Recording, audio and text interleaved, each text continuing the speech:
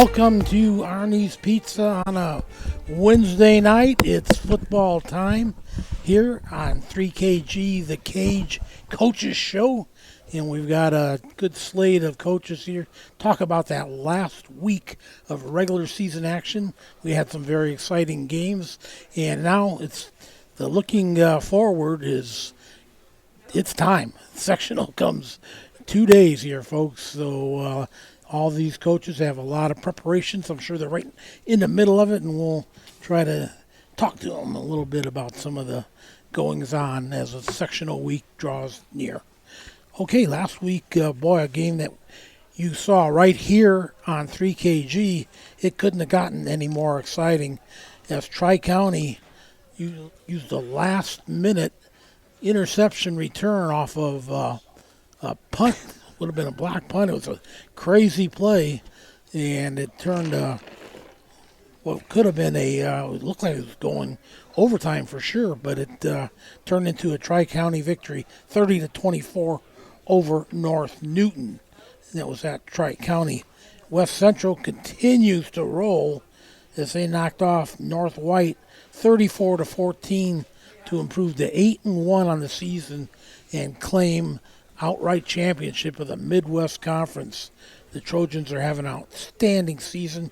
Coach Mark Hall in the house, and we'll get some thoughts from him in a little bit for sure.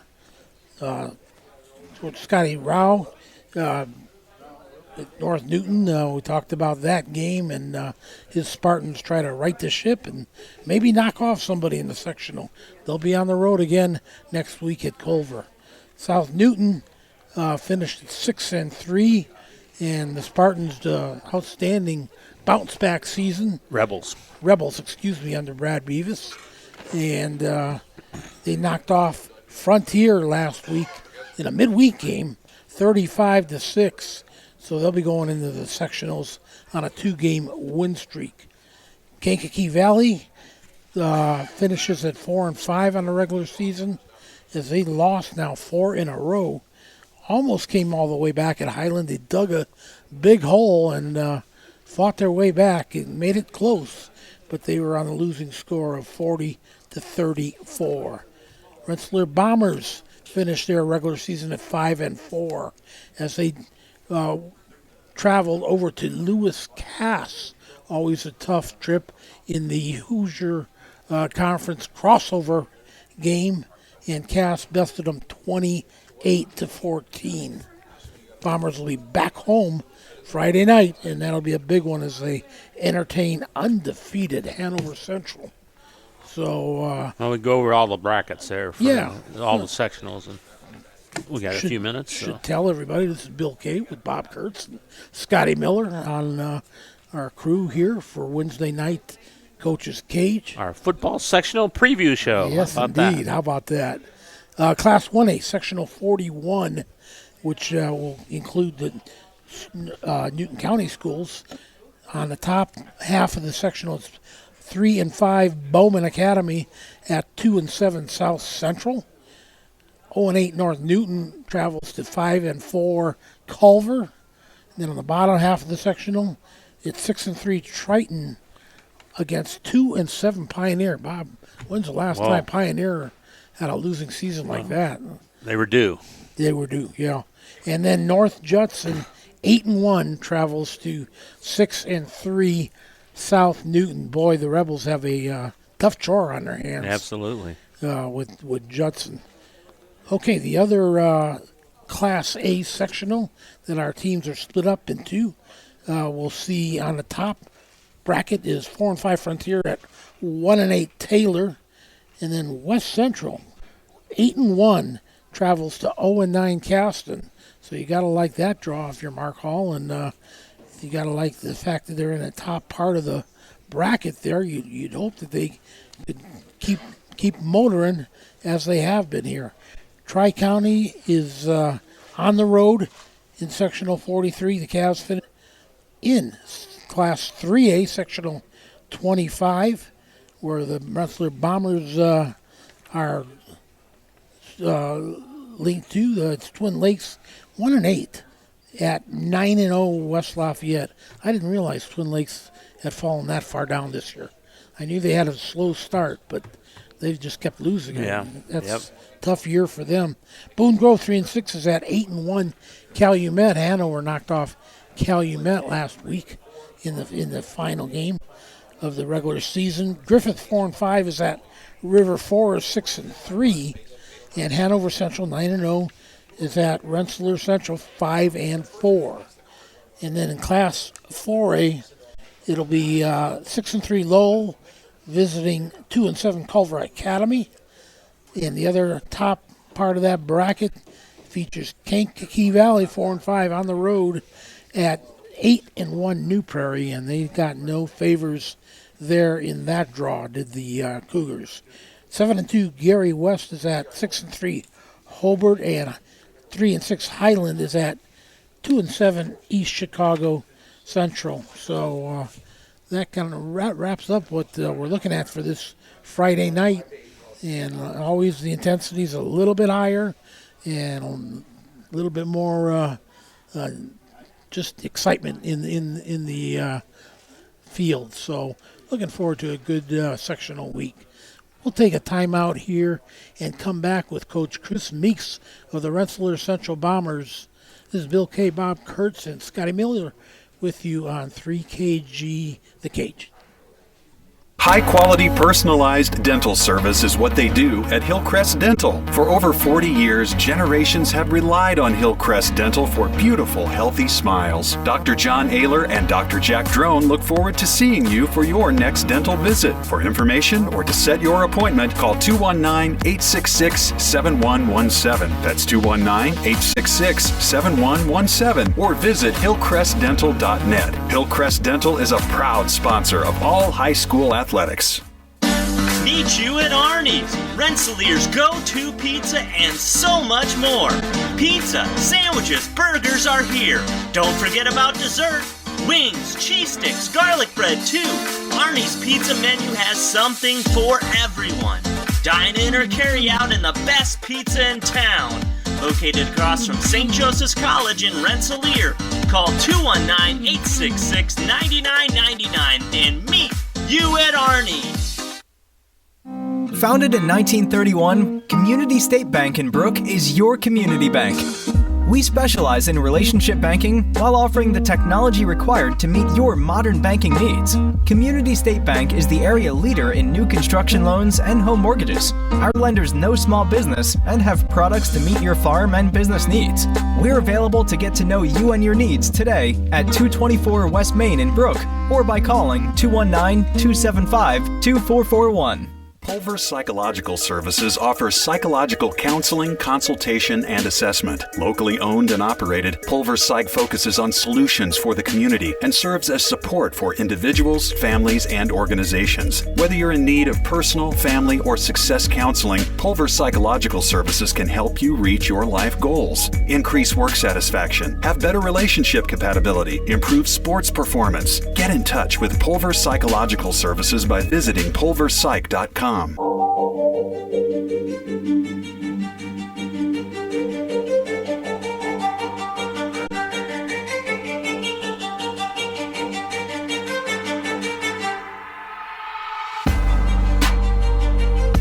on the Coach's Cage sectional preview show. Bill K., Bob Kurtz, Scotty Miller with you here on 3kgthecage.com. Check us out on Facebook or on our own website there. And, of course, you can archive. We have all our shows and games archived on our website. So just go to the archives there, and it'll direct you to our YouTube page where you can watch any game you want to watch that we've had on the air. Chris Meeks has joined us now from the Rensselaer Central Bombers. Chris, good evening. How you doing? Good. How are you? Doing good. Let's go back to last Friday night. You went over to Lewis Cass. Tell us the score and your thoughts first. Yeah, we went over to Lewis Cass, played at their place. We ended up losing the ball game 28-14. I would be lying to you if I said that I wasn't disappointed and our coaching staff wasn't disappointed. We thought it was a very good matchup for us going in. it's always tough to travel on the road in the Hoosier Conference. It's a great conference. It's a great opponent. We were playing for 5th and 6th place, so we were kind of approaching it from a playoff, which it was. It was a playoff game in the conference, but we thought it was a nice playoff atmosphere going into the tournament. So we really wanted to get this win. Unfortunately, we came up a little bit short, but again, just like many of our games, many positive aspects. We just couldn't put that complete 48-minute game together, and just came up short. I thought one of the keys in the game starting off was, Cass is kind of out in the middle of nowhere, similar to South Newton or Benton Central, so lots of wind. And it was like a 30-mile-per-hour south wind. So I thought it was important to win the toss and, kick with the wind and bury their team and get our defense out there and dig in and get some field position and get the game started like that. But unfortunately, we kicked the ball out of bounds. They get the ball at the 35-yard line, and then in less than a minute and a half, they score, and they're up 7-0. And, that kind of set the tone. Does that shock a team and a coaching staff when they score that quickly? Or yeah, it did. It really did. I felt like we were dialed in. We had a great practice plan. We worked hard against their wing tee offense. We knew their waggle play. We knew the receivers. I mean, I felt like we were very well prepared, but unfortunately we didn't make the plays. And football is about making plays and executing. And first 90 seconds of the game, we didn't execute very well, and we're down 7-0. Did they break off big plays on you? They did. In that drive? They did. They hit a 50-yard pass into the wind. Wow. Yeah. So, that kind of set the tone right there. We take the ball offensively, and it was important that we, respond. We had a 3-and-out, punted, and then they went right down the field and scored their second touchdown. So less than 6 minutes into the game, we're down 14-0. To our kids' credit, they showed some resiliency, moved the ball down the field, put together a beautiful 9-play drive, 60 yards.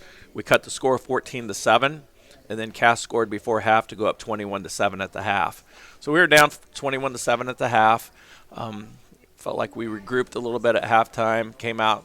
We get the ball to start the second half. We marched, beautiful drive, just absolutely beautiful drive. Marched it down the field, 13 plays, 80 yards, get to their 7-yard line, and unfortunately we sputter on downs and didn't finish out. That's kind of been the story of us this year. Just finishing things out and just, getting the things in. That's part of lack of experience, but now we are at the end of the season here. The experience factor we got to throw out. We do have the experience now. So the bottom line is we just got to get things done. We got to finish out drives. We got to defend people better.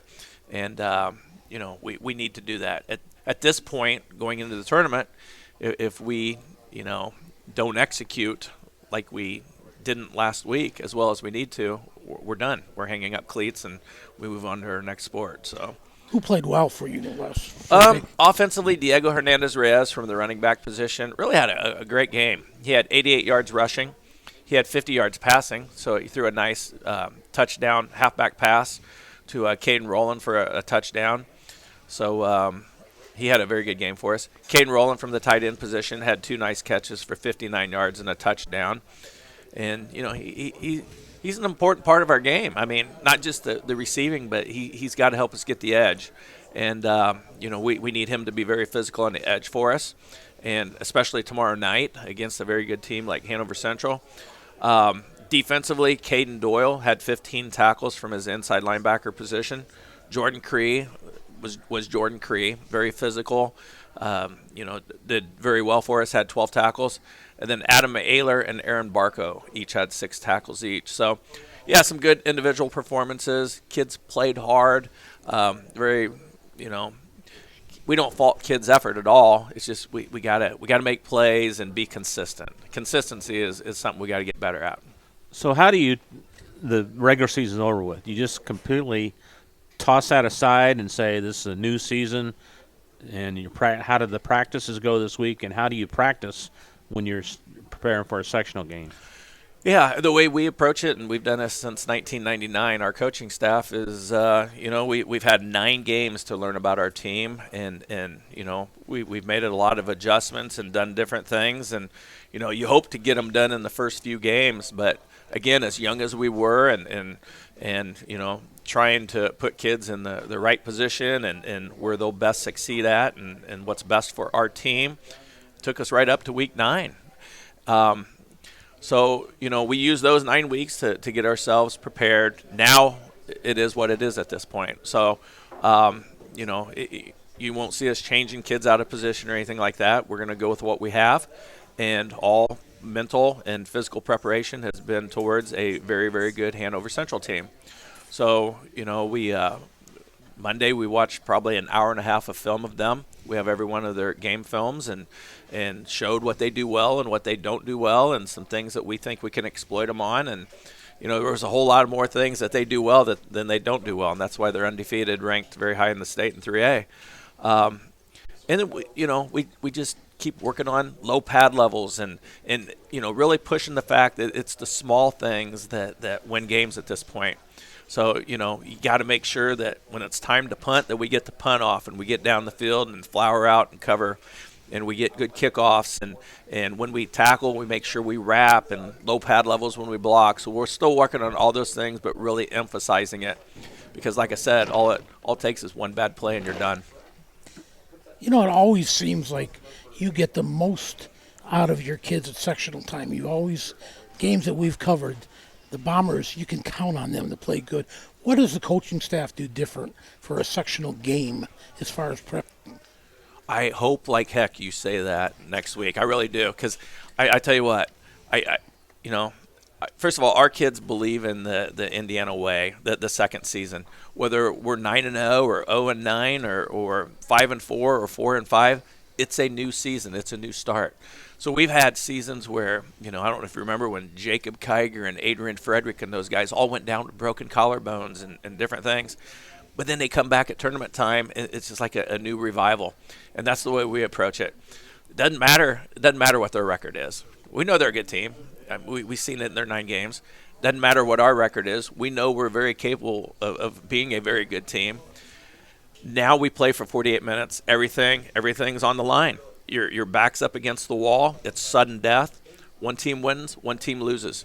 We always had that next game to come back and talk about and get ready for. That's not the case.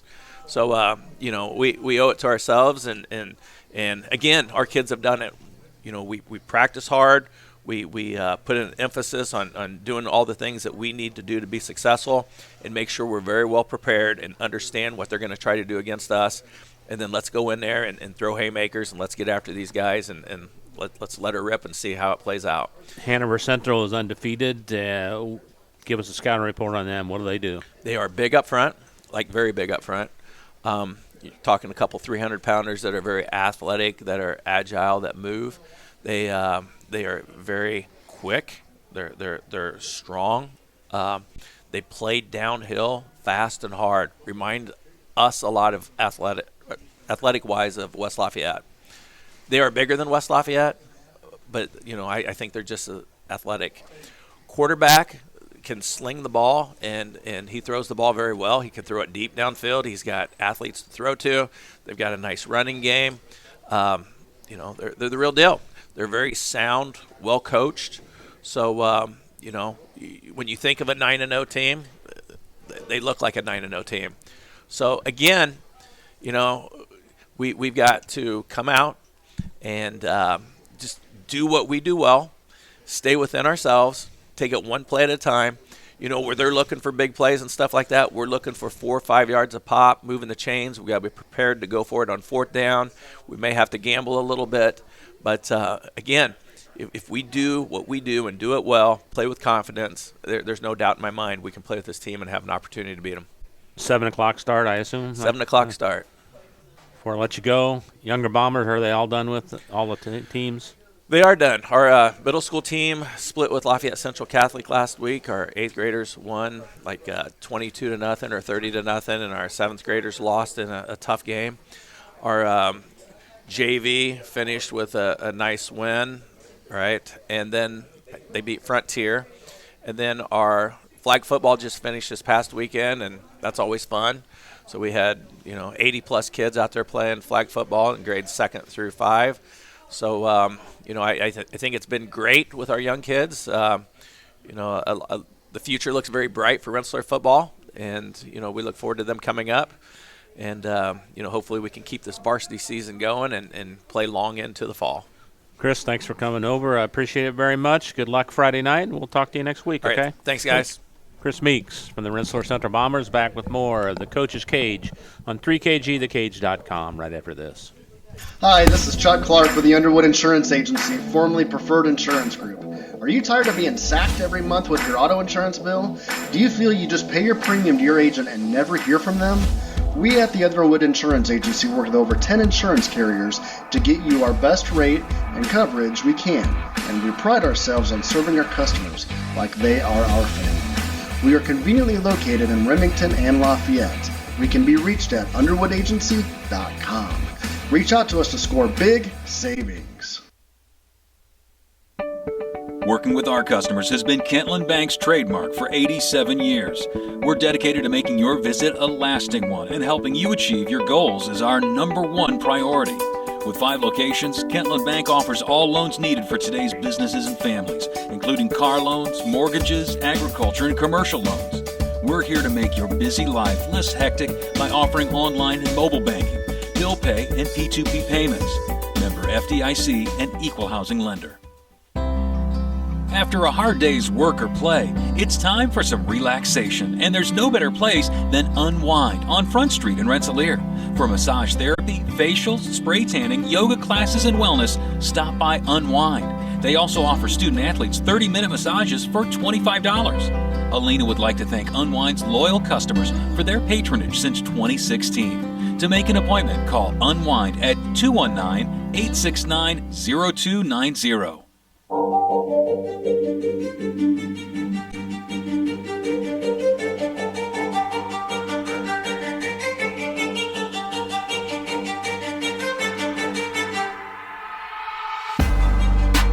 Welcome back to the Coaches Show. I'm Bob Kurtz along with Bill Kay. Scott Rao has joined us from the North Newton Spartans. And Scott, we had one of our better games of the year on the 3KG last Friday night. Unfortunately for the North Newton Spartans, that last minute came into play and you lost on the last 30 seconds, 30-24. First of all, your overall thoughts.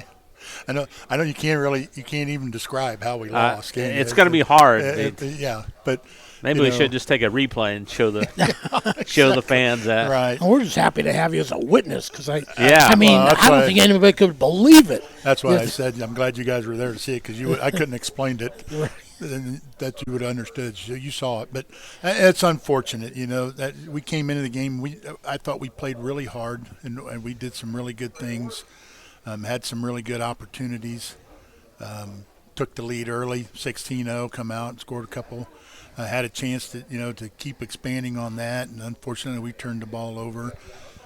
But they came back to their credit, and then they had tied it up, 16-all, and then we went back ahead, and they tied it up. And it was 24-24 going into that final minute or so, and it looked like it was going to be heading to overtime.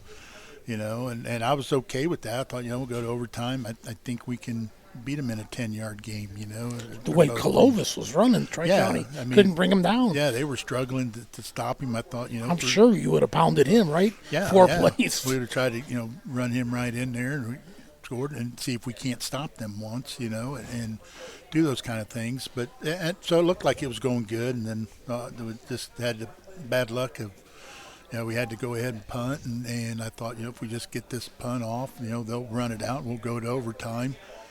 Had a bad snap, and he ran around, and then all chaos happened. They ended up with the interception and ran it in for the touchdown in the final minute. So it was under a minute to go. It was right? 31 seconds, I think. Yeah, we ended up losing 30-24, and with the opportunity. I mean, we had the opportunities. But things just didn't work out, and it seems like we've had a couple of those games, and just a missed opportunity here and a missed opportunity there has kept us from getting. Because we've competed pretty well in our conference, we just can't seemed to pull the trigger and end up on top. So in case people were not there, it was 24-24. North Newton was punting from what, your 15 or somewhere around 20, somewhere around there? Yeah, somewhere around there. Into a stiff wind. Into a wind, yeah. And it was a bad snap. Yeah. And so the punter tried to run. Yeah. And then the ball get fumbled to the other guy? He tossed it. There's the explanation I got from them. Okay. He started to run with it, and he looked to try to punt, but he wasn't going to be able to get that off. And he heard our protector, the other guy in the backfield, say, here, meaning run this way.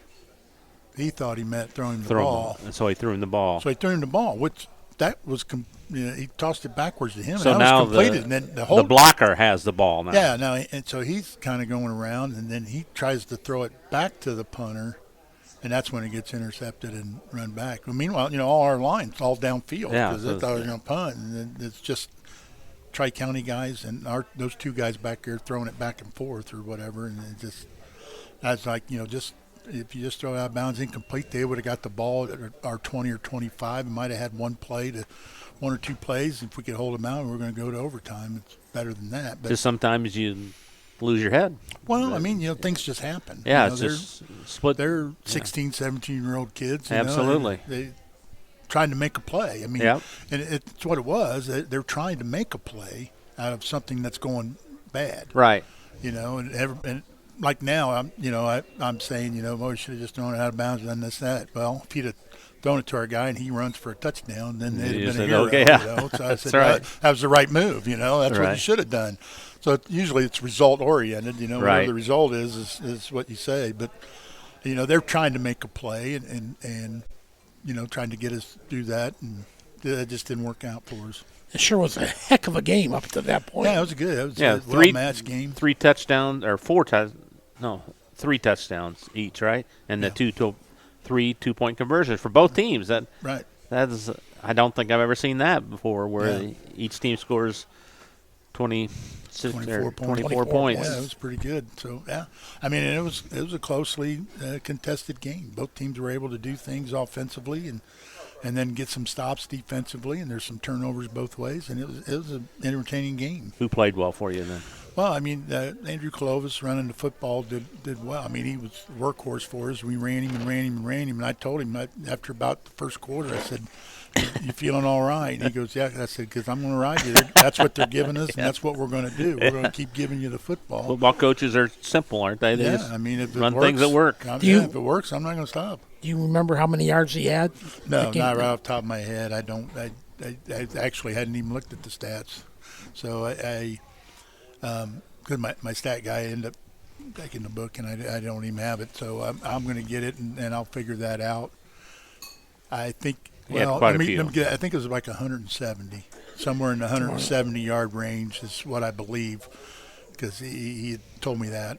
So I think that's about what it was. Passing game looked good too. Yeah, we were able to throw the ball and do some things, and we were able to move the ball and do things offensively, and we got a few turnovers off of them on defense. So things played well. Now tell us about another controversial play that happened on your side, where you caught a touchdown. I thought it was a touchdown pass, but then all of a sudden, the South Newton player had the ball. What happened? Tri-County. Yeah. Well, we threw a fade in the end zone, and our receiver went up to get it, and it looked like he'd caught it up at high point, and then he come down. Their guy had came over by that point, and when they went to the ground, they were together, and they hit the ground or whatever, and there as I can figure, the Tri-County guy took the ball away from him when he was there. Now, the referees, and I said, well, if he had possession in the end zone, then it was already a touchdown. You can't fumble the ball then. Well, their explanation was that our guy never had possession of it.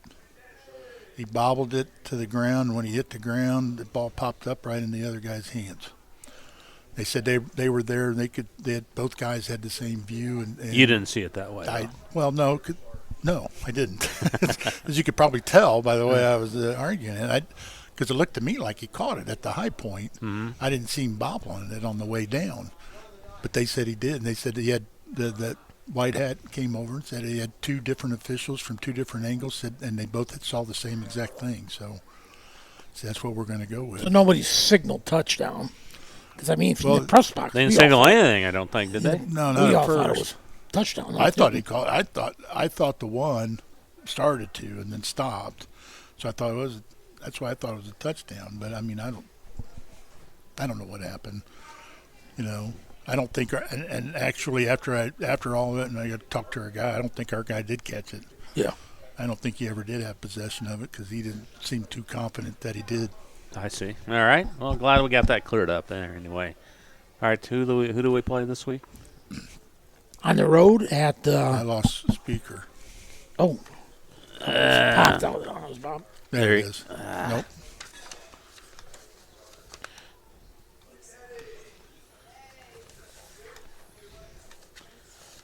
Try it over here. That any better? Yeah, there you go. Okay. North Newton travels to Culver. Culver, yes. Yeah, and Culver comes in that's They're 5-4. 5-4. Okay. You got to talk to Mark Hall. He's the I know he played them, and you know, only team to beat West Central this year. You know, and Culver, it's a pretty solid team. You know, we watched them on film, and Mark was nice enough to give us some of their films and some of the stuff that they had on them. And even the coach Mike Zahner, I've known him for a little while, and I know kind of the things they do, and he's got a good squad over there, good solid squad, not unbelievable or fantastic, but really good, and they play hard, and it's going to be a tough chore for us for sure. What kind of a team are they? What do they do? Well, are they strictly running or? I would say they're mostly run. He used to be a too tight straight T backfield and just run that real tight, you know, powers and a lot of double teams and a lot. I mean, just try to run over you, just like the old, double tight, double wing. Except they would do it out of the T. He's since come back to some shotgun wing T kind of stuff with the tight end and a wing, and then slot and split in on the other side and one back in the backfield, but still running some of the same kind of stuff out of that because he has a talented quarterback and a talented running back that they can do stuff now with zone reads and other kind of things, and so.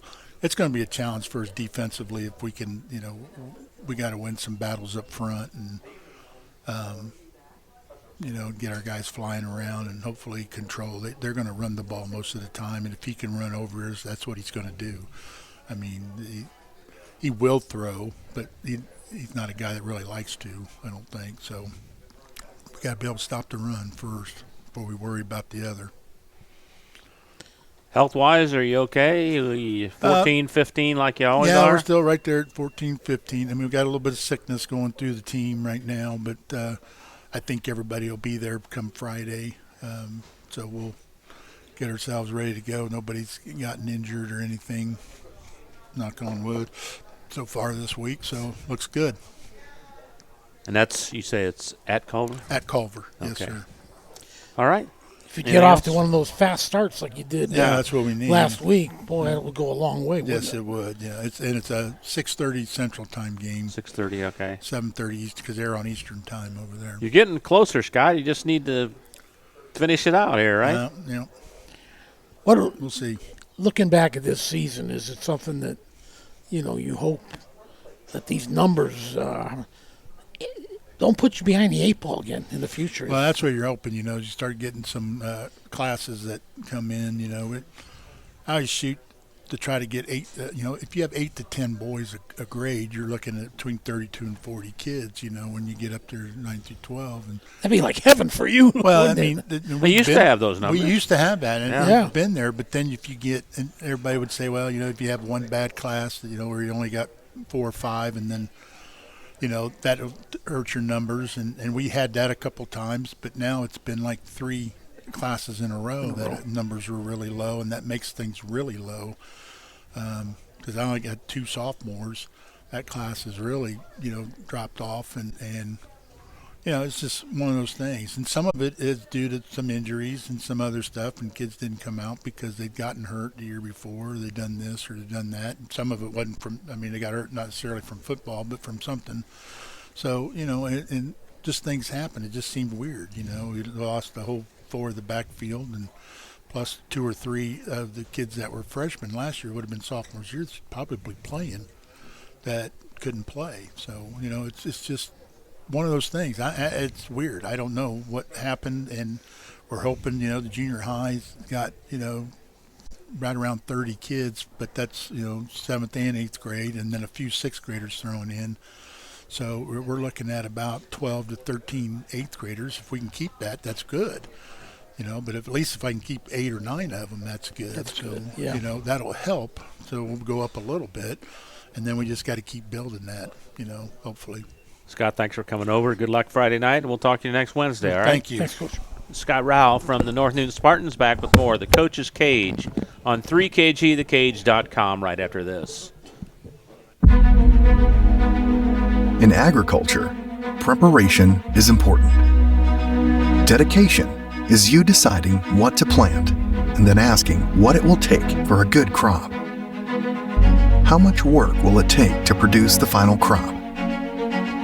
In sports, preparation is vital in becoming the best you can be. Dedication is a well of achievements for a winning desire. Corbett Farms encourages everyone to do their best by having a winning spirit, attitude, and achievement. Your positivity will make a difference. Corbett Farms is proud to sponsor high school sports. Founded in 1931, Community State Bank in Brook is your community bank.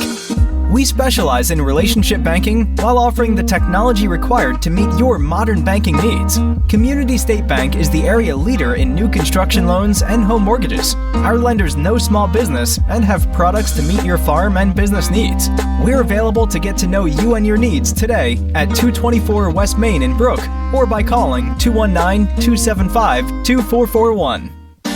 Meet you at Arnie's, Rensselaer's go-to pizza and so much more.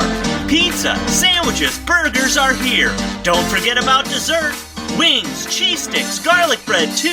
Arnie's pizza menu has something for everyone. Dine in or carry out in the best pizza in town. Located across from St. Joseph's College in Rensselaer. Call 219-866-9999 and meet you at Arnie's. Reinforcements Designs is a full-service graphic design, screen printing, and sign shop. They offer logo designs, screen printing, banners, signs, vehicle lettering and graphics, airbrushing, vinyl letterings, digital printed graphics, freehand engraving, and more. 37 years of design and graphics, Reem Bontrager will help you come up with a customized project of your ideal or plan. Just ask, give Reinforcements Design a call at 219-866-8626 for your next graphic design project.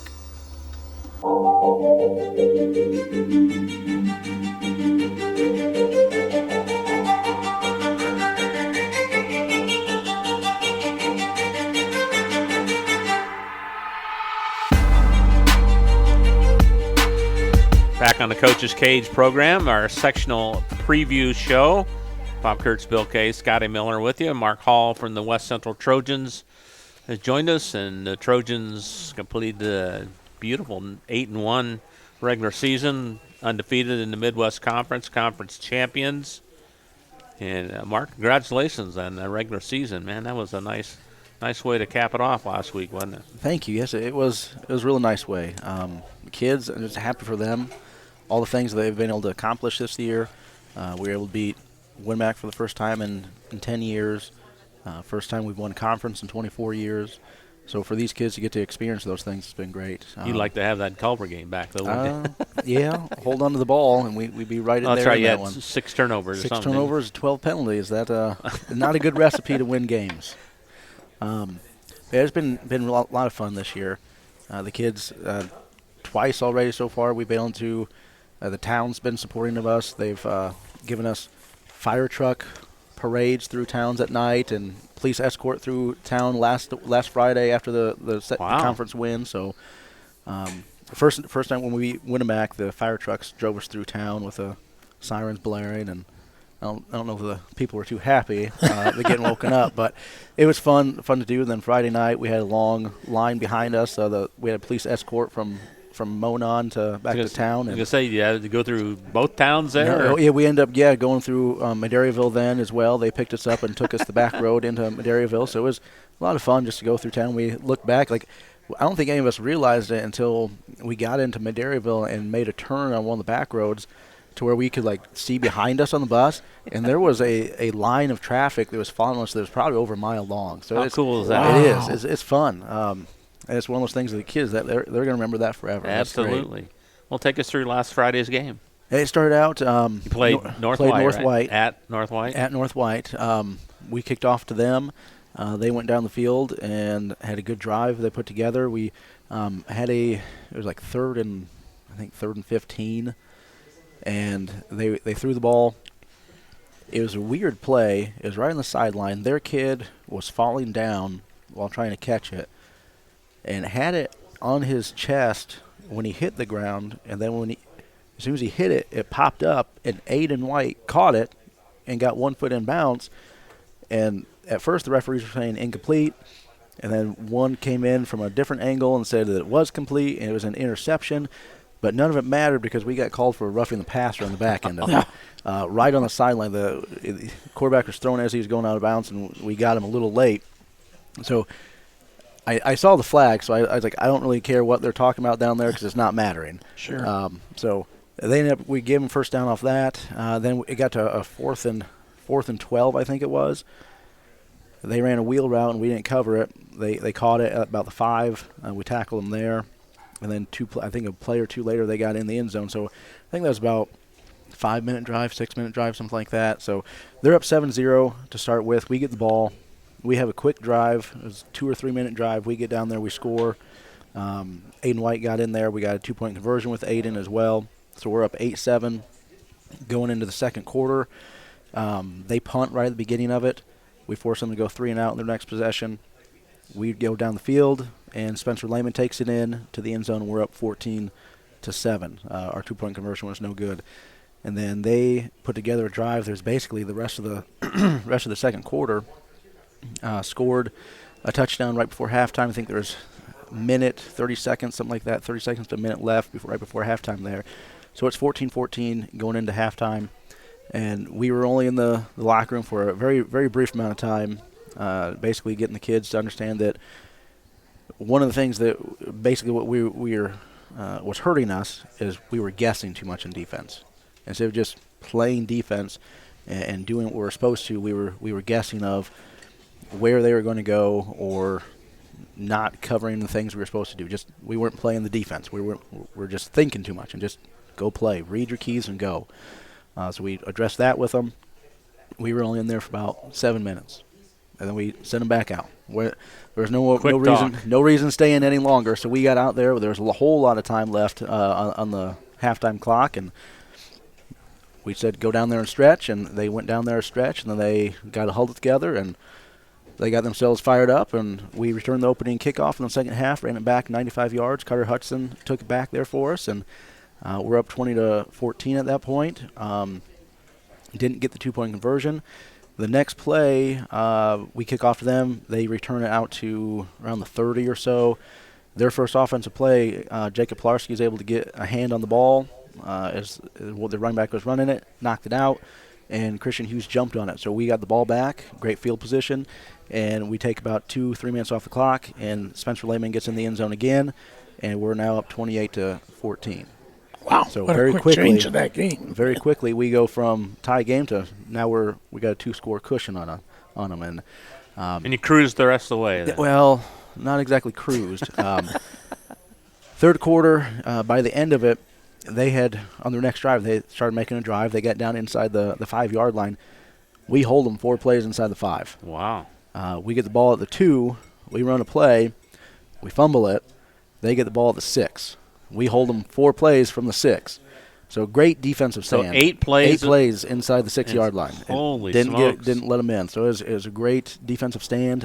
We had great efforts by Riley Jackson, who made 2 tackles for loss. Jacob Plarski made a tackle for loss. Just great job overall, just containing them and shooting their gaps and doing what they're supposed to. At that point, we get the ball back and we make a drive into the fourth quarter, and we tack on the last score with Aiden White getting another touchdown in there. You have so many weapons that you can go to offensively, don't you? Yeah, you're such a powerhouse. I mean, you averaged nearly 35 points a game, giving up only a little over 10. Yeah, and that's been the nice thing about this year is we have a lot of guys we can go to. Like on the game, Connor Marlette had 40-something rushing yards. Spencer had 40-something rushing yards. Aiden had 40-something rushing yards. Jacob Plarski had 70-something rushing yards. So you like to spread it around. So there's a lot of guys that have the ball. Receiving, Aiden had, I think it was around 90 receiving yards. Spencer had 30-something receiving yards. So there's guys that So Marlette threw the ball involved. pretty well, too, then, huh? Well, you got to remember, we got our 6-inch pass. Oh, yeah. It's pretty good. But Connor did throw a really nice ball. Ran a vertical route. North White was pressing our receivers and trying to bring everyone in the box. So we ran a vertical route we ran 4 verticals with our receivers, both wings running vertical, and hit a nice pass to Aiden for about 37 yards or something like that. So it was a real nice pass that got over the top of them and set us up for our that would have been, I think, our 4th score, I believe. So it was a nice ball, but again, there's a lot of people that are stepping in and doing what they're supposed to. So it makes it a lot easier to do things. There's not just one person that you can just key on and say, we have to stop that person. Whereas in the past, we've more so been that way, where we've got 1 or 2 guys that does a lot of things. Whereas this year, it's been spread out a lot more. So it has made things harder, I guess, for defenses to try to figure out which person do you have to stop. Because if you do take out one, then one of the other ones is probably going to have a good night. One of the things that Frontier did is I don't think they wanted Connor to beat him. So when he was running option, they were overplaying him, but it left fullback wide open. They weren't attacking him. So Jacob on that night had 150-something yards, 160-something yards. So you take out one, the other ones are going to make up for it. Defensively, how'd you play? Outside of the 2 drives we gave them the first half, pretty good. Again, you have 8 plays from inside the 6 and you don't give up any points. That's pretty good. There's not much you can complain about with that. Tackling wasn't too bad. There were some pursuit angles we talked about this week, and just making sure our defensive ends are not ducking underneath things or going over the top, so that when the quarterback does reverse fields, they're right there for him instead of being underneath and then getting outflanked. So there's things like that we worked on, but overall the defense did a nice job. So now you almost have to forget about the regular season, don't you, and prepare That's for the what we've sectional? been trying to do all week. Is as we talked about Monday, like it was a great regular season, right? Outstanding. But going forward, it doesn't matter. No one cares anymore. Right. And after the season, we can talk about it. Great things, right? But right now, we're playing our week 1 opponent again, and it doesn't matter what happened in week 1. We got to make sure that we are ready to go for the team we're playing now, because we aren't playing the same team. You played Caston the first week. We played them week 1. What was the score of that game, Billy? We beat them 26-8. 26-8. We beat them 26-8 at our place. This time it's at Caston. So they're a different team. They're 0-9 this year. Come on, they have won a game now. They're still a different team from when they were week 1, and so are we. I mean, every team's going to be from week 1 to now week 10. Everyone's improved. So we got to make sure that we aren't just going over and saying, well, we beat them once. Like, it doesn't matter anymore. Like, it's any Friday, anybody can win. So we got to make sure that we are locked in and ready to go for Friday. Tell us about Caston. At Caston, number-wise, they don't have many. They're around that 20 mark, so a little bit less than us. They've got some skill guys. Their line is where they've struggled a bit, but they got some guys that the skill positions, good sized, some good speed. So we got to make sure that we are keeping them contained and hopefully able to stop some of them, because they've got a kid at tight end that they like to get him the ball. He's pretty good. He's got good size, good speed. Week 1, he did get, I think, around 50 to 70 yards on us receiving, so we got to make sure we know where he's at. Quarterback-wise, he's a kid that's got a lot of experience. He is a senior, and most of their skill guys are juniors or seniors, so they've been around. They've had some experience. Their linemen are the younger side there, but the quarterback, they had a different guy last game. I'm not sure what the reason was for that. The quarterback we played in week 1 had played weeks 1 through 8, and then all of a sudden week 9 they got a different guy in there. So I don't know if something happened to the kid, if he's injured or what. But they basically ran the same stuff. They like to do some read things with the quarterback. So the kid they brought in there to play quarterback also has good size, good physical size, and also has some good speed. So we got to make sure we're just prepared. For the read option stuff they do, the passing they do, they're going to be more of a shotgun spread team. And the last time we have really seen a shotgun spread, I guess Frontier, South Newton would get us prepared for those. But there was no shotgun spread stuff that we were seeing from North White. That was all we're going to line up and run it. So been a couple weeks now since we've looked at it. So keys for West Central Friday night. I think we've had this conversation many times before. Probably. It doesn't change. Take care of the football, block, and tackle. You do those 3 things, you're usually going to be on the good side of most coaches Friday are really nights. Score more points than the other team. Too, yeah, right? Scott that helps too. Yeah. But if you take care of the football, I mean that's huge. You take care of the football, force some turnovers in there, and you block well and you tackle well, you're going to give yourself a great shot every single Friday. What's the attitude of your club going into Friday? They're excited. I mean, we've done some things that haven't been done at West Central for a long time. Sectional has been conference has been 24 years. Beating Winnemac has been 10 years. We've talked about the idea of sectional. It's been since the 05 since that's happened. So there's some things that we've set as goals back in October, and we've been checking them off as we've gone through the year here, and we've still got some more that we want to check off. Oh man, he admitted that he's got some checked off already. Yeah, we've checked some off, but there's still more out there. Well, that conference win, I mean, you won that Midwest. Ended up going away by 2 games. That's hard to do in a 7-team conference. In a 5-team schedule, right? Yeah.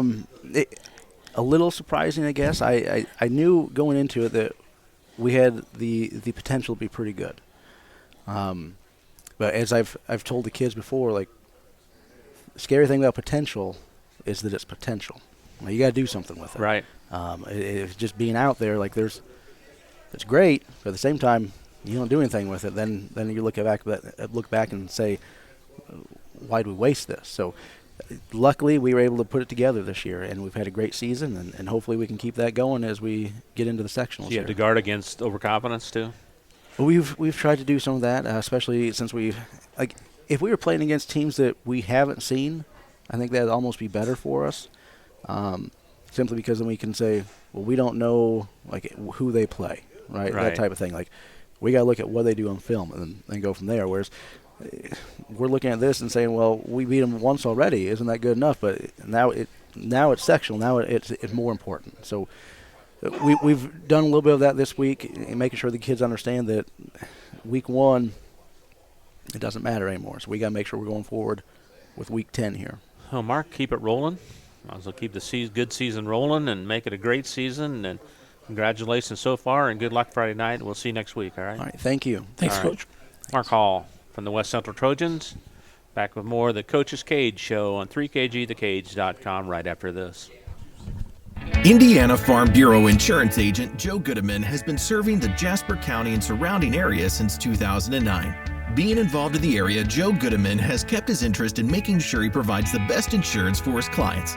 Whether you need life, car, home, business, farm and crops, or even renter's insurance, Agent Joe Goodeman will keep searching for the best policy for your valued investments. Call Indiana Farm Bureau Insurance Agent Joe Goodeman at 219-866-4694 or stop in at 2570 North McKinley Avenue in Rensselaer. High-quality, personalized dental service is what they do at Hillcrest Dental. For over 40 years, generations have relied on Hillcrest Dental for beautiful, healthy smiles. Dr. John Ayler and Dr. Jack Drone look forward to seeing you for your next dental visit. For information or to set your appointment, call 219-866-7117. That's 219-866-7117. Or visit hillcrestdental.net. Hillcrest Dental is a proud sponsor of all high school athletics. Working with our customers has been Kentland Bank's trademark for 87 years. We're dedicated to making your visit a lasting one, and helping you achieve your goals is our #1 priority. With 5 locations, Kentland Bank offers all loans needed for today's businesses and families, including car loans, mortgages, agriculture, and commercial loans. We're here to make your busy life less hectic by offering online and mobile banking, bill pay, and P2P payments. Member FDIC and Equal Housing Lender.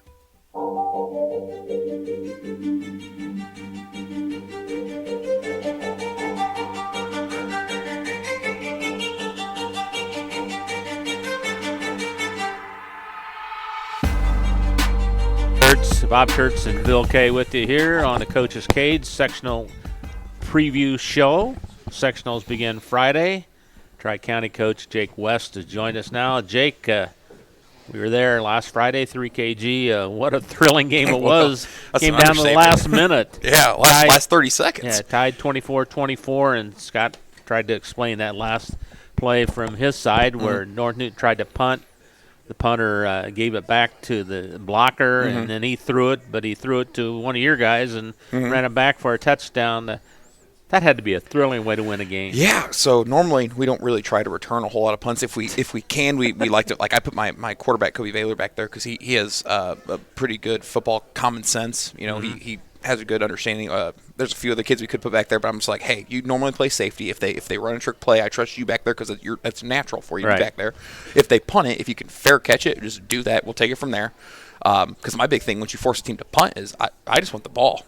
I could care less about the return. I just want the ball. Because, you know, what is it, with possession is 9/10 the law? Like, I just want it. I don't care where we get it. I just want it. So I'm looking at him before that. I'm like, hey, try and get a return and get out of bounds, I guess. Like, is there any kind of a block? Right? No. I was like, let's line up. Let's go in our base punt return. Play it in case they try a fake or whatever. Just a bad snap, though. Yeah, and it was a bad snap, and I'm like, okay, well, he's probably still gonna get this off, but you know, whatever. It's cool. And then as he started running around, I'm like, okay, well, maybe we'll tackle him because we have a field goal kicker. Yeah. I'm like, you know, we have a chance here now to play for a field goal to send it to win it.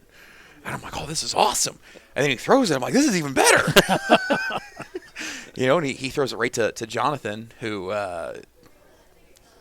he had to be surprised. Yeah, he could have ran 150 yards if he needed to. We got our camera lady. One of our camera ladies got a picture of it, and literally the way he caught it, he's just like, kind of sitting there like, what's this? And there's nobody there. Yeah, so he ran in to score, and I was like, oh, my God, this is awesome. So that was an exciting one. I haven't been in one quite that exciting in a while. Did you get showered on afterwards? I did. I did get showered on. I did take showered. That, though, probably. Yeah, I'll take that. You know, one of the things I told the kids when I took the job is, you know, every single time we win, we're going to act like we've never done it before. Like, we're going to have fun. Like, it's you know. It's hard to win a high school football game, isn't it? It's hard to win. You know, you have to learn how to do it. There's a whole process to it. You know, I think the big thing is, you know, I don't want to speak for North End here, but I feel like Friday night was good for both teams. All right. The hardest part about learning how to win is the first step is you have to play close games. Right. And if you're not good, then you usually don't play in a lot of close games. Right. So it's hard to even get that experience there. And that's what keeps a lot of teams down for so long. So for the returning kids for both teams, and even us going into the playoffs, well, they got experience playing in a game where every play matters. Right. You know, I talk to my kids all the time about it. You know, when you're playing a game where one play could win or lose it, you have to learn to become comfortable in that moment. You know, it's not you're doing something new. You're not doing something. It's just all of a sudden there's a pressure on there, and if you can't handle the pressure at that moment, you're not going to succeed. So you have to become comfortable in that moment. And you know, we'd come close. You look at North White game, which I don't think you guys were there for. We drove down the field. We had struggled all game. We couldn't get any momentum going. We would have one big play that'd get called back for a penalty. We'd have a second big play that'd get called back for whatever penalty. We'd drop a pass. It was whatever could possibly go. We got down to the 5-yard line and short-armed an under center snap. I've never seen whatever. It happened. Okay, so we just could not get our own way. We couldn't handle being down by 1 score. Okay. Fast forward to Indiana School of the Deaf. They're 7-1, 8-1, whatever they are. And we drive down the field to try and score to send it to overtime. We run it in from the 4-yard line on 4th down. Holding brings it back. Okay, so we can't handle that moment yet. Fast forward one more week. We get to North Newton. The punt, bad snap, breaks down. They throw it. We're calm. We don't overthink because like on the School of the Deaf game, they threw what should have been a pick 6. Number 5 for us who had those. He was wearing 18 because we couldn't find his jersey. So, and he's like, I don't know where my jersey is. And so everyone's like, well, now he has to wear 18 in the sectionals. I'm like, I'm not spending $100 to change the sectional roster. I'm like, he has to wear 5. Tell him to figure it out. But anyways, and he just drops a wide open pick 6. And we know he can catch it. We know he's a great. He showed it the other night. He played amazingly. Kevin Martinez had a great game. Mm-hmm. 2 interceptions and 2 touchdowns. One got called back for a holding that wasn't it's not his fault. Dude got open, mossed the kid, and then ran in and scored, and then spiked the ball and got taunting. But anyways, he had a great game. And so you go to the game before, he drops that pick 6. That okay, so obviously we still have to get the 2-point conversion, but we have every chance then to win that game. It's you look at the other drive. Then like I said, we have a field goal kicker, Benedict Wittick, who I trust to kick. He's good. His top end is about 45 yards. He made a 47-yarder in practice one day, I think. But there was a little bit of a wind at his back, so right around 40 to 45 yards. I'm like, well, that's actually a decent chunk of yardage. Like you can kick a field goal in that range, so that changes the end game. So now instead of going 4th and goal from the the 15-yard line, well, we can line up and have a chance at a field goal there. That wins the game then if we get the pick 6. So we're one play away. Well, this time we got that one play. And you're behind 16-0. Oh God! What happened there? So North Newton and us, we have a lot of similarities in terms of with our offense. It's not a secret where we want to go with the ball. If we can run it, we will. One of 2 guys is getting the ball the majority of the time. We do like to spread out wide a little bit. We have multiple receivers who have close to double-digit catches on the year, so it's like we do spread it out, the love out a little bit. But it's like it's going to be either J.P. Shimmerhorn or Kobe Baylor is going to touch the ball well over half the time. And same thing for number 5 and number 35 for North Newton. You know who's getting the ball, and they're not really shy about hiding where it's going. So the fact they were still able to run for 5 yards of carry was just we weren't lining up, holding blocks, holding gaps. We were getting driven off the ball, staying up out of our stance, and just giving them free. Like you have a running back like number 5. I was watching him. Clovis, yeah. I haven't seen a North Newton kid run that hard since Jeremy Jones or A.J. Mendoza. And that's not quite dating myself a little bit, but that was who I played against when I was in high school. I grew up with them, and those guys ran hard. Mm-hmm. And Clovis ran just we have some kids who come up and they're thumpers, and I'm watching one of our freshmen. He's a little gun shy at times, but when we send him, he's just like, I'm gonna go hit whatever's on that other side of this hole, and it's not gonna be fun for him. And he came up and he got smoked by Clovis, and I saw him just like oh. I'm like, all right, well that's welcome to the real world, Gabe. So he runs hard. They're good. We took a quarter and a half to show up, and from there on we went on a 38 run. Does it seem like is it harder to teach tackling these days than when you played at South Newton? Yes. It seems like kids they don't get the art of it, getting low and and that's the funny thing. So our defensive coordinator Scott Lucia, he's the wrestling coach, and I joke, I'm like, bro, you can have every single wrestler. Like if all 11 starters on defense are wrestlers, I'm cool with that because they know how to tackle.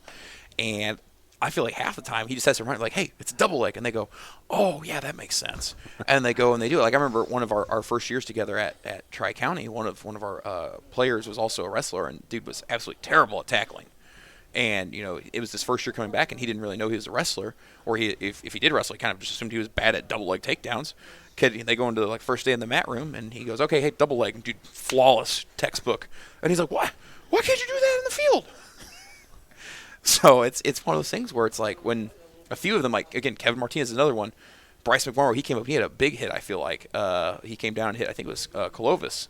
He got low, wrapped up, spun, ran his feet, and it was a great tackle. That's amazing. Dude's given up 80 pounds in that interaction. But it's like the wrestlers, like when they remember, oh, hey, this is just a double leg takedown. I do this literally all the time. It's weird what happens. Tell us about interception and happened on the far side of the field away from you, where both the North Newton and the Tri-County defender were battling for the ball. Looked like a touchdown, then a signal interception. What was your perspective on that? I had a bad view of it. I was on the other side of the field. Yep. All I know is that the official, after some deliberation with his peer, said it was our ball, and I think that was the correct call. I'm not gonna argue it. Well, Scott even said that finally the receiver said he didn't have possession of the ball anyway. So yeah. What a play by that. I don't know who. Kevin Martinez. What a play that was. Kevin Martinez, yeah, dude. He is one of the quietest kids. And I'll tell you guys this. I sat down with him one day after practice. I'm just sitting there talking to him waiting for his ride to show up. And I was just kind of like, Kevin, what do you want? What do you mean? I'm like, what do you want? I was like, you have to have goals and aspirations to some extent, right? And he goes, yeah. What are they? What are they? And he goes, I don't really know. I'm like, well, you just said you do, so like, whatever. And he's like, well, why do you want to know? I was like, because you're athletic enough and you have the work ethic and the drive that whatever it is you set your mind to, you're gonna do it. Dude weighs 145 pounds, and he is the strongest kid on the team. And it's not because everyone else is weak. Dude deadlifted 450 pounds the other day. That's 3 times his body weight. Wow. He's a wrestler, and it just like he picks things up so fast. It's natural for him. And I was like, dude, I'm like, it doesn't matter what it is. I'm not talking just football. If you want to be the best wrestler in school history, you can do it. If you want to be the best football player in school history, and James Tallman was really good, I was like, you can do it. If you want to be the best, and I was like, I think he does 300-meter hurdles and track. If you want to be one of the best track guys in school, like, you can do it. Whatever it is, you can do it. And since that moment, I would like to think that was a big factor for him. Dude's been on like a different level, and it's awesome to see. Only a sophomore? Only a sophomore. It's his second year playing football, I think, ever. That's what someone told me. He didn't play middle school football. I'm like, I'll take it. Let's go. Talking about guys on another level, I thought your quarterback was just outstanding running the ball. He looked like he was toughing it out. Is he hurt? Is that a nagging injury? That's I was afraid that he was going to have to come out. But, yes and no. So he had taken a few blows, and he would start like you run the ball 22. I think he had 22 carries. You run the ball 22 times, you're going to get dinged up a little bit, and he already runs like a newborn giraffe. Like that's just how he runs. Like he was making fun of one other kid today on how he ran. And I was like, you don't have room to talk. I was like, don't ever make fun of someone for how they run again. Anyways, like it was funny. The trainer came over and she goes, "Is he okay?" I'm like, "Yeah, no, that's just how he runs. Like it's fine." But no, yeah, he toughed it out. He's a tough kid. He's a game. He's a gamer. He shows up and he plays his best when the lights are on. Boy, he around in, man. He was the difference. He got you guys going and kept you going. Yeah. It was awesome to see. We had a fumble on the very first play of the game. I don't know what it is with us on not just the first quarter, but the first plays and like first drives of games. It's terrible. I think we might just pretend that we'll do a fake kickoff and everything off to the side before the game and just be, all right, it's the first drive. Go ahead and fumble. Let's get out of the way and let's just move on. But no, yeah. So he went and got that first down and it was game on from there. He had 22 carries for 60 something yards, 161 yards. And they finished, I think, 5 of 10 for 146 with a touchdown. So, how big a win was this for your team? This is huge. So I sat down and explained to someone. I'm like, Tri-County has won, I think, 3 games in the last 3 years. And we just won 2 in year 1, and we still have a chance to win another. I was like, this is massive. Like this is the first step. We're coming off of a team that, I love the seniors that we have. I absolutely love them to death, but they haven't been asked to be the guy yet. And this is their first year being asked to be the guy in 4 years. And for a lot of them, it's their first year playing football. We have Jacob Stoller, it's his first year playing football. He had a couple of big receptions for us. Not Kevin Martinez, sorry, I'm still talking about him. Eric Minnick, it's his first year playing football. Dude is insane on the defensive line. He's so fat. Like, kids just can't block him. Tackles for losses. Kids just can't block one or two. Yeah. Dude has 102 tackles on the season. He missed a game. How many D linemen do you see have 100 tackles in their first year playing football, and they missed a game? He's been in 8 games. Like that's crazy. Let's try and think who else. Jake Nevitt, he's on every single special teams for us. It's his first year playing football. Doesn't really know what he's doing, but he does it hard. And Scott's team too giving us a great look. He fills in wherever hey, we need you at running back. Hey, we need you at linebacker. We need you at receiver. We need you at safety. We need you at tight end. Wherever it is, like he shows up and he just goes hard. That's all you ask for. So we have a great group of guys who it's their first year playing. They're coming out having fun.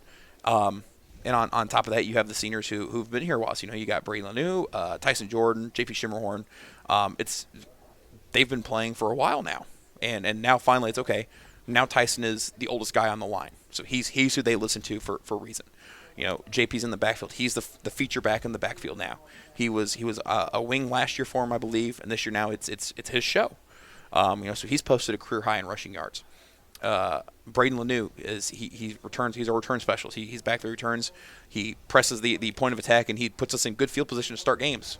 It's every single one of them has a role, and they've embraced it, and they take it and run with it. So now these underclassmen have a chance to build on it. So I think it's awesome. Can the momentum you had from Friday night carry over into the next week, or is that this week, or is it just a different ball game? Yes and no.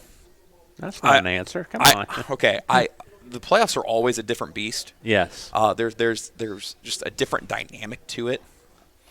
But I think with our team, seeing how we can play when we're firing on all cylinders, because like I said, spotting School to Death 24 points, not good football.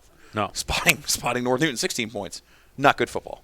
What we did after those, when we flipped it and we finally put our life together, we look like a good football team. Well, it's blasphemous to say that. We look good. It's you don't accidentally go on a 30-8 run. You don't just wake up one day and go, okay, I'm gonna score 30 points here. So we're becoming dangerously close to getting decent. It seems like, looking at the draw area teams, you guys got the great unknown. Mm-hmm. Everybody, at least the names are known. Mm-hmm. Try Central. I have no idea where that is. It's over by Kokomo. I didn't know where it was either. Okay. Yeah. But, do you know anything about that team, or what have you learned studying what's them their out? record, their Bill? 3 and 6 now, I believe. 3-6? Okay. Yeah. So they had an injury to one of their better players early in the year. It was their best lineman. Just talking to their coach. We were talking at the sectional meeting. And it took them a few weeks to kind of reorganize and shift and adapt to the personnel they had to now focus on.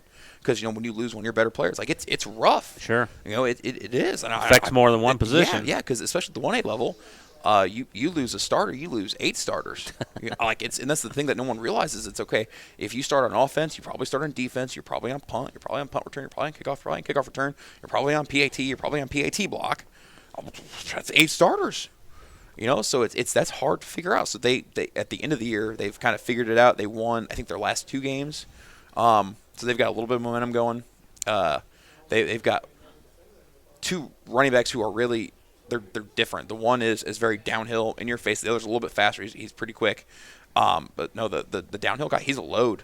He looks like he weighs about 230, and he is not afraid at the point of attack. So that is when we have to tackle low, form tackle. The Colovis, probably. Yeah, bigger. It's. I was like, all right, guys, well, get low, run your feet. If you try to arm tackle him, he's going to run through it like it's nothing. Their line does a good job. They get after it. They get a great push. Defensively, they're opportunistic. If you throw a bad ball, they'll go get it. You make a mistake, you put the ball on the ground, they'll go get it. That was the big thing I noticed first Taylor. Taylor put the ball on the ground, Taylor left a floater up in the air. They went and got it. So they're fast on the perimeter. So seems like you can't afford to start slow this week. No. If we start slow this week, we give the ball away right away. We might not get the ball again until second half. They opened the game versus Taylor on a 14-play drive. They just milk the clock. The good news is, the way I look at it, is if we play badly in the first quarter, and they're so run heavy like we know, first quarter will get over soon. Right? So there we go. Problem solved. We'll just move right on to the second. Does that the coin flip? Mm-hmm.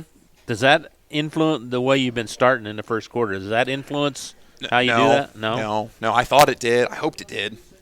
So when we would start off slow, I think I took the ball versus Carroll, and so we get the ball, very first snap goes over the quarterback's head, and I was like, I'm never taking the ball start a game again. Never. So whatever. We lose the toss versus Attica, and they do first, so they kick it off. Okay. And very first play, we run for 40 yards and fumble. And I'm like, see, I knew I don't want the ball to start the game. So I think it was West Central. We kick off, And I'm like, all right, we're starting defense. It's their problem now. Like, we'll be the one who comes in after the fact, and we're good now.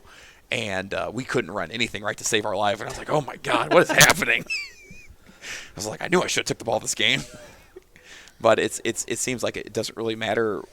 As weird as that sounds, it doesn't really matter what we do. It's we just, for whatever reason, I don't know if we psych ourselves out. We have to get hit in the face once to be like, oh, wait, we're playing. But I think that starts with me. Like, I have to figure out what it is to get these guys going right away. And I have to be the one that problem solves that. What are your keys for Friday night?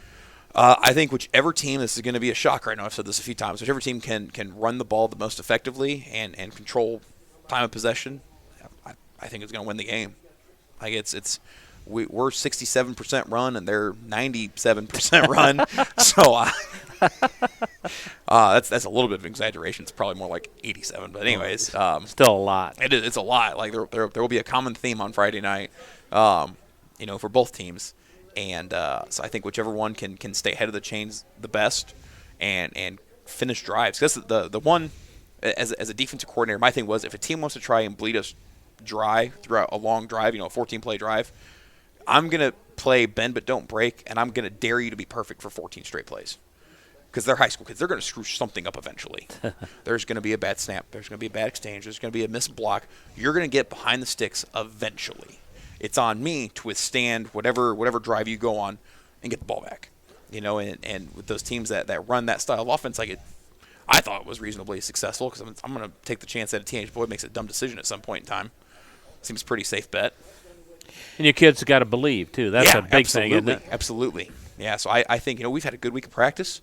Things are looking crisp. It was actually funny. So we go out on Monday. It was a cold, windy day. I don't think it was cold. Everyone else thought it was cold, but whatever. I was out there in a T-shirt. You're short, yeah. Yeah, I don't. Of course. Anyways, so we go out there. And I know we're just running plays on air. That's what we do every Monday. We go out, we get some conditioning in. We start the 20. I ball a play. We run it. We go 10 yards. Call another play. We go down. We go back. Get some running. Get the blood flowing. Stretch ourselves out a little bit. Ball never touched the ground. It didn't matter what we were throwing. It was crisp. Looking it in. I'm like, we look good. This is nice. Keep that over till Friday, right? Yeah, just keep it till Friday. Tuesday, I thought there was a little bit of a lack of focus at times, but again, it's. You have to understand we've been doing this since May, basically. There's going to be lacks of focus at times. Like, it's going to happen. I thought the kids did a great job of refocusing and finishing on a high note, and then kind of the same thing today. I didn't think there was as much of a lack of focus. There were like some concentration drops with the ball. We had a fumble that just shouldn't have happened. We had a few missed handoffs with the JV quarterback in. But again, that's a rep thing. He hasn't taken those reps with those running backs yet. He hasn't taken those reps in inside run yet. So it's little things like that we got cleaned up, and I thought we ended on a high note. All right. Well, we'll leave this on a high note then. How about that? I've ever talked with you guys ends on a high note. That's right. I appreciate Jake. Appreciate it very much. Good luck. All right. No problem. Thank you very much. All right. Thanks, Coach. Jake West from the Tri-County Cavaliers. Back with more of the Coach's Cage on 3kgthecage.com right after this.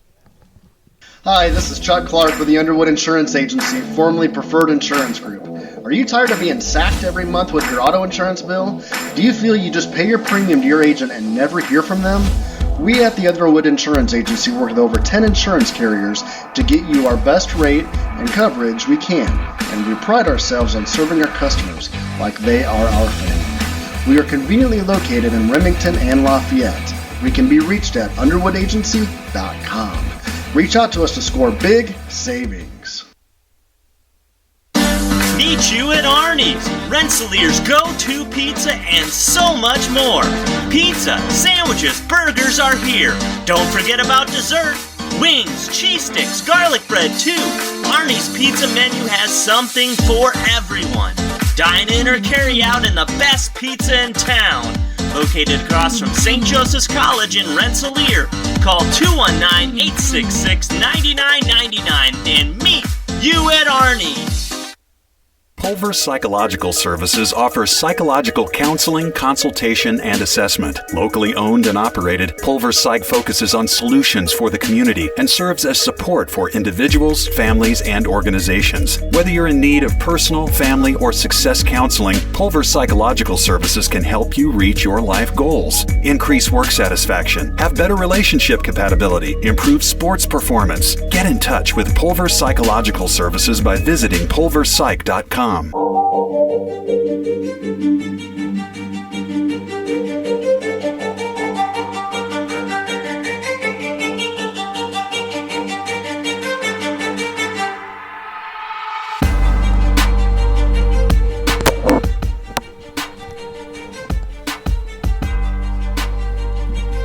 Welcome back to the Kage Weekly Coaches Show. And joining us now is Kankakee Valley's Kurt Kennedy. And we'll look at his draw, look at last week's results here a little bit. Coach, I know you got behind early up at Highland, but you guys made what must have been a valiant comeback. I don't know if you ever had a chance to tie that thing or win it, but man, you came back from a long way back. At least your team showed you something with that, I'm sure. Yeah, there's positive and negatives to take out of last week. Like a lot of the games, but we dug ourselves another hole early. And we received the opening kickoff, and our plan was to get a fast start and capture momentum and take charge of the game early, and it kind of, backfired on us a little bit. We got a couple first downs, got around midfield, and ended up punting. And our defense had a couple great plays. We had them in 3rd and long, and they hit a screen on us. They hit a little misdirection screen, and a little fast kid they had. He broke loose because our defense was flowing to the football, and there was nobody there. So they had a long touchdown run. In a situation where I was kind of thinking maybe we'd force them to punt from deep in their own territory, but that backfired. And then the ensuing kickoff, we fumble, and they run it in. Oh, so you go from potentially a situation where you're going to capture field position, hopefully momentum, and take a lead, and all of a sudden we're behind 12-0. Just like that. So you could visibly see the wind go out of our sails, and our kids. I don't know if I've ever seen a flatter football team, and whatever Highland wanted to do just seemed to be okay with us. And halftime we were behind 27-0. Ouch. Yeah, it was rough. So what turned it around in the second half? Well, we just came out in the third quarter. We kind of appealed to their pride a little bit, at halftime, and challenged them a little bit, and they came out in the third quarter, and we had kickoff, and by then it started raining pretty heavily, and that played a factor in it because Highland was making some crucial mistakes. Like, for example, I think the first one they made was their punter. It was a low snap, and their punter hit a knee fielding the snap, so we get the ball right there, and that was probably about our 20-yard line going in. So we had a short field, and we ended up pounding it in and scoring. So it's we missed the extra point. So it's 27-6, and there's other plays that happened, and I don't really remember the order, but I remember what happened, just not maybe the correct order. But for example, their punter mishandled a snap, and picked it up, and we tackled him down probably around, I think that was about the 6 or 7. So we pounded that in. So that's another touchdown that they more or less gift wrapped for us. And then another time their quarterback scrambled and kind of cut it up the middle and fumbled, and we got it. And another short field. So there's 3 touchdowns right there, and that was all heading towards the scoreboard. So that was all in the third quarter. So it's 27-20. Yeah, 27-20, entering the fourth quarter, and we had the ball, and we drove down, and our tailback Marco Castro got loose on about a 40-yard run, and we tie it up. So early in the fourth quarter, wow. Yeah, early in the fourth quarter, we're tied, and the big thing that I forgot to mention that is, our sideline was on fire. Our kids were jacked up and screaming and hollering like I'd never seen them. Really? And the guys on the field were celebrating big plays. I mean, that's the kind of enthusiasm, and passion that we need to see out of our guys all the time. And it hadn't really been there throughout the majority of the year. But, we played inspired. And like I said, Highland gift wrapped some things. But we took advantage of the opportunities and got back in the game and tied it. And got the ball because, not only were we getting those touchdowns from the short fields, but we were getting a lot of tackles for loss and making a lot of things happen defensively. And Highland was, a lot of 3 and out or turnovers for us to score that quick. So we're driving for the go-ahead score, midway through the fourth quarter, and it's still raining, and so you probably can guess what's going to happen next. Everything just kind of switched. We turned it over, fumble. We just run one of our basic running plays, and we fumble the football, and Highland gets it. So, as you can guess, now they get energized. The whole momentum thing just switches. So they drive down and score and take the lead, and we drove down, and I don't remember if we tied it up but anyway, the final score ended up being 40. So they scored twice after the 27 all. They scored twice and we scored once. So it was 40-34 was the final score. Must have had some people that played pretty well for you, huh? Yeah, well, once we got excited and jacked up, we could play with anybody that in that third quarter, the way our team was playing, as excited as we were and as motivated as we were and the intensity we were showing. And just need that through 4 quarters. It takes a lot of energy to play with that kind of passion and that kind of enthusiasm. It takes a lot of energy, but it also provides you with a lot of energy, a lot of adrenaline, and not to mention how much more fun it makes it. And that's one thing that when we met, Saturday morning for our film session and all that, some of the comments were, that's third quarter was some of the most fun I've ever had playing football. And so, well, what was the difference? It was the enthusiasm. It was the excitement. It was just how into it we were, and that we were a pretty dang good football team in that third quarter. And the only reason I say that is because of the enthusiasm factor. It was the same kids, same effort, doing the same thing that we've done all year. You just add that missing ingredient of enthusiasm, and that'll let ordinary people do great things. It has all throughout history. Passion, enthusiasm, belief. That's what you got to have before you do anything great. And hopefully we learned a lesson last Friday. Before we start talking about the postseason here, regular season, you finished what, 4 and 5? 4 and 5. 4 and 5. What are your thoughts on the regular season? Personally, I'm kind of disappointed. You kind of, I know that this is our first year, and we talk about changing the culture pretty much every time I come down here, but eventually that stuff needs to start taking hold, and we've got a great group of seniors that are getting towards the end of their year, and how many seniors? 15. Oh, okay. 14. Yeah, 14. But we've got some things accomplished. I think we've just our philosophy, that is kind of, I'm not going to say unique, but certainly old school. Get your philosophy installed, get your kids believing in what you're doing, and working towards a common goal. And the building the foundation really is coach speak for what we've been doing this year.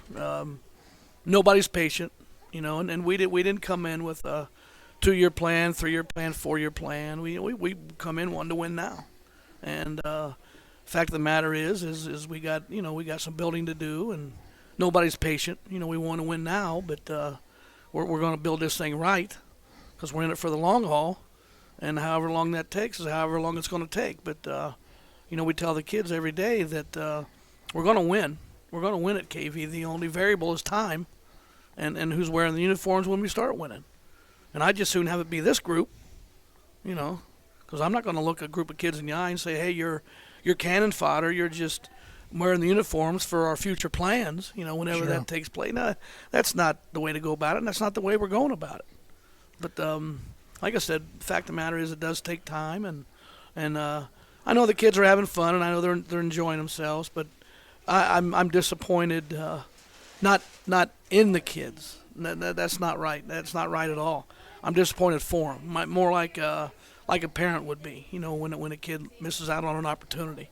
Because I know that we're going to win, and I also know that these kids that are playing for us now will have the pride in knowing that they built the foundation. I mean, somebody's got to do that. Somebody's got to do the ugly work, and nobody wants to really be a senior on a team that has a coaching change.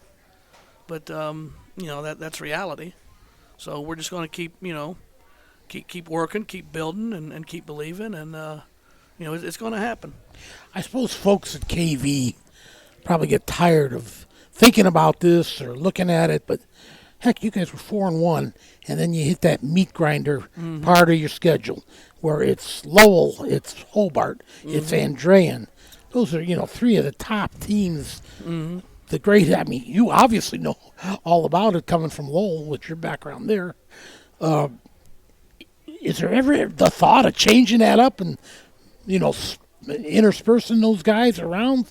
Is that possible? Is that controlled by the conference or? Well, our schedule is going to get jumbled up.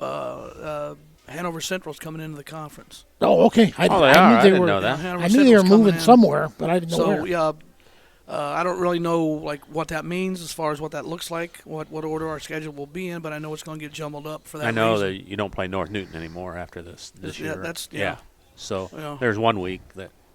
Well, it's probably just as well it gets jumbled up. I bet you wouldn't mind seeing it.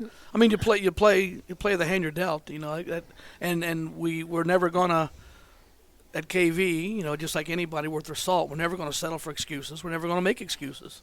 You play the hand you're dealt, and for us to ever be relevant, we're gonna have to line up and compete and beat teams like that someday. So, that's where we're. Setting our goals, and that's our work ethic and our our work ethic has to equal our challenges, or we're never going to get there. So, we just got to work harder and believe and just keep climbing that ladder. Bill, why don't you run down the sectional KV's in and go through the whole sectional there and see what. Let me find it here. 17, I believe. Yep. One more. Is it 17? Two more okay. pages. Yes. Hobart would have been one of the top teams with an overall mark of 6-3. Gary West was 7-2. Actually, your draw, New Prairie, 8-1. So they're probably the outside favorite. New Prairie is a quality program and a great team, and we definitely, the challenge has been set forth. So we know what we're up against. And so far we've had a good week of practice and we've got a good plan. We just need to execute it. You got a couple of your conference squads. Lowell 6-3, Highland finished 3-6. Next page has who they play and where they play. So East Chicago Central, Culver Academy, and then of course the Cougars. And that lines up like this. Played another group of Cougars. Yes. So not with a K, I bet though. Top of this sectional 17 4A, which I still don't believe KV got bumped up to 4A. But our enrollment's 1,100, so we're right in the thick of that. Lowell is at Culver and KV is at New Prairie on the top bracket, and then Gary West is at Hobart, and Highland is at East Chicago Central in the bottom half. What are your overall thoughts on that sectional? No, I think you're probably looking at, Lowell has a way of rising to the occasion in the playoffs. It was like that before, and it's like that now under Coach Kilmer. He's done a great job there keeping things going. And did that surprise you last week that they handled Andrean the way they did? Well, what Lowell can do, Andrean has trouble with. And it was a bad matchup for Andrean from the start. Lowell beat Andrean last year. So, that's one thing when you can line up, and this is, our philosophy, and hopefully someday soon we'll be able to execute it. But when you can line up and have a physical running game, and execute and do exactly what everybody in the house knows you're going to do, but you do it anyway. And when you have that mindset and that mentality, and you can execute your physical running game under those conditions, you're going to be able to compete with just about anybody, because running game is going to keep you in the game. It's going to keep the opponent's offense on the sidelines. It's going to keep the clock running. It's going to help you out with field position. And, you play offense, you play defense with your offense in a lot of ways.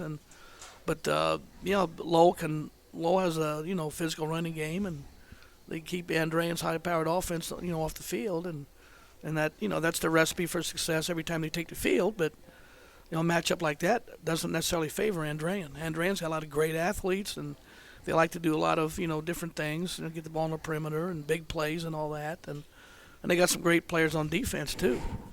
But, that power running game will wear people down. So, what do you know about your opponent next week, New Prairie, Friday? Well, New Prairie, they like to run the ball. They have a lot of different formations. They have a formation even where they have a 9-man line. We'll have a center and 4 guys on each side of the center. They'll spread you out that way. And they got a quarterback and a running back, so... but they like to, have multiple formations similar to that, where they got maybe an overload on one side or, double tight with a wing or, like I said, the 9-man line. But they have a lot of different looks up front, but a lot of it is just window dressing, with the running game. The quarterback take a shotgun snap and he'll either run it, like a read option look. He'll run it or give it off to the running back. But they're physical, and their offense is gonna test us because we're gonna have to be just as physical on defense. And their defense is very physical. They floor the ball well and tackle well. They're fundamentally sound on both sides of the ball. Very well coached. They compete at a high level. And their kicking game is like any quality football team's gonna have a good kicking game. So I mean we definitely got our work cut out for us. It's a big hill to climb, but not an impossible hill to climb. We just got to believe and go up there and execute. Game like sectional, do you hold things back? Do you have a couple special plays that you'll put in that you haven't used all year long and things like that, or is it just do what you do best?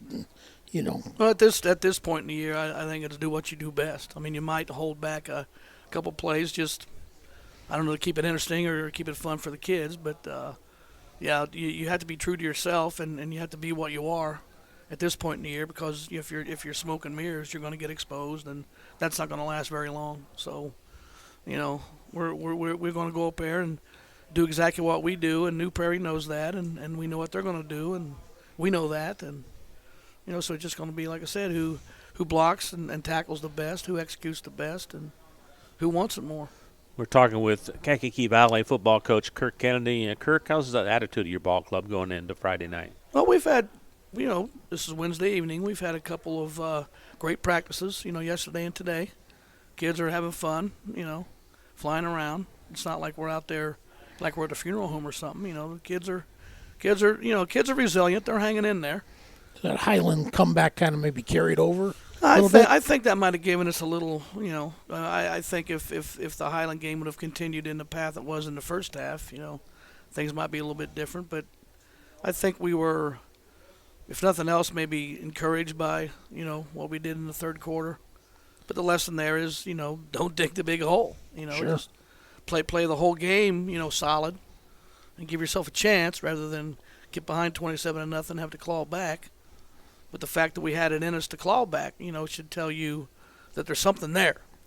And that's what we need to focus on, build on, and believe in. Coach, before I let you go, I'm sure the younger Cougars have all wrapped up their seasons. Mm-hmm. How'd we do there? Well, the freshmen remained undefeated, so that's great when you get when you got freshmen coming in that are used to winning. And winning is obviously important to those kids. The JVs ended up 6-3. So they had a pretty good year. JV is normally the group that's, I'm not going to say neglected, but, if you got anybody young that's worthy of playing varsity, they're going to be on the varsity team. And so they kind of get the scraps, basically, from everybody else's meals. So, but they, got some good coaches working with those guys. And they play hard. They have a lot of pride in wearing that uniform, and they play hard. And so we got a solid year out of our freshmen and our JV. And, we've talked about the junior high, how the 7th graders were undefeated and the 8th graders struggled a little bit. But, those kids grow and develop and, who knows what might end up there. But I think the future overall looks bright. We just got to keep working and keep forging ahead, and Sure, you played a sophomore quarterback, right? Mhm. Castro, your top runner, he'll be back, right? He's only a junior. He's sophomore. Sophomore. Yeah, he's in there with Diego. And then we got Adrian Utchman, who's a sophomore, plays wide receiver, number 21. So there's 3 sophomores right there that play a key role in our varsity team this year, and we'll have them 2 more years. And we got some juniors out there, that we're playing, like Eli Deerdorf.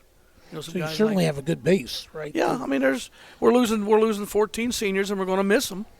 Sure. Whenever the season comes to an end, we're going to miss those guys. But I think we got a good nucleus coming back. Plus, insert the energy of those freshmen into the lineup, see what happens.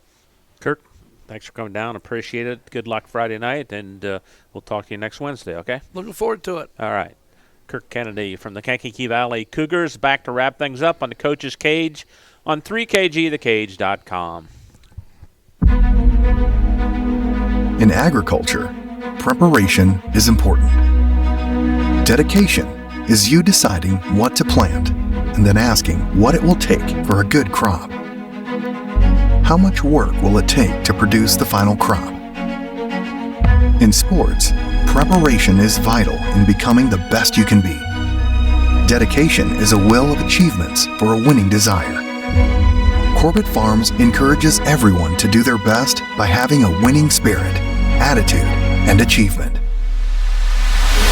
Your positivity will make a difference.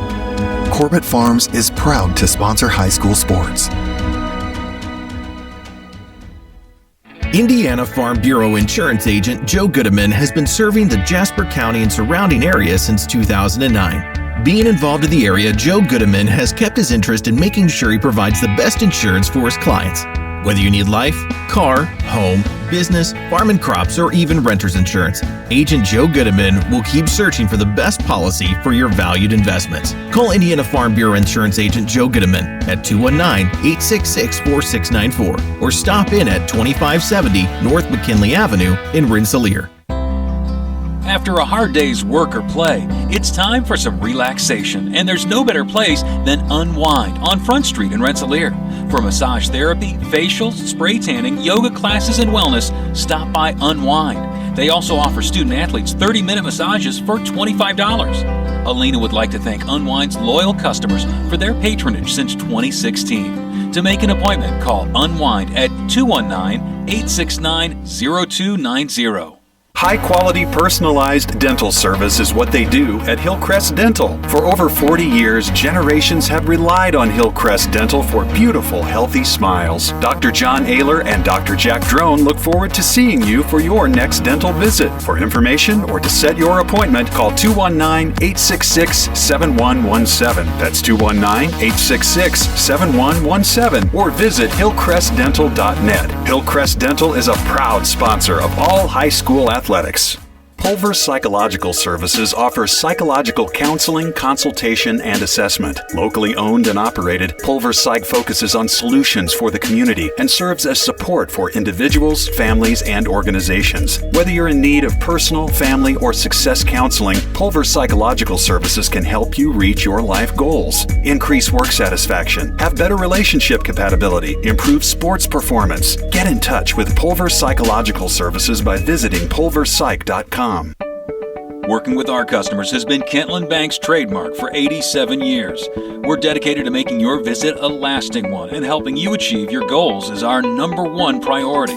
With 5 locations, Kentland Bank offers all loans needed for today's businesses and families, including car loans, mortgages, agriculture, and commercial loans.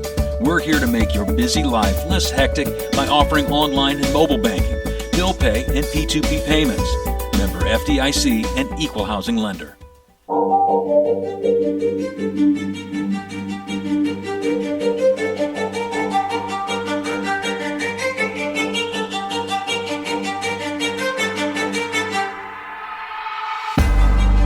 All right, ready to wrap things up here. I'd like to thank Beth and the gang over here at Arnie's for feeding and giving the coaches some drinks to go with their pizza here. Delicious pizza. If you haven't tried it, come on out and support Arnie's. They're a big supporter of high school athletics here on 3KG, and we appreciate that very much. Appreciate all the sponsors, and as always, our main man back there, Scotty Miller, controlling things like nobody else can do, so we appreciate that. Billy, we'll talk to you next Wednesday, okay? All right, Bob. Looking forward to it. All right, that'll do it from here. For my partner, Scotty Miller, and Bill K., Bob Kurtz, so long, everybody.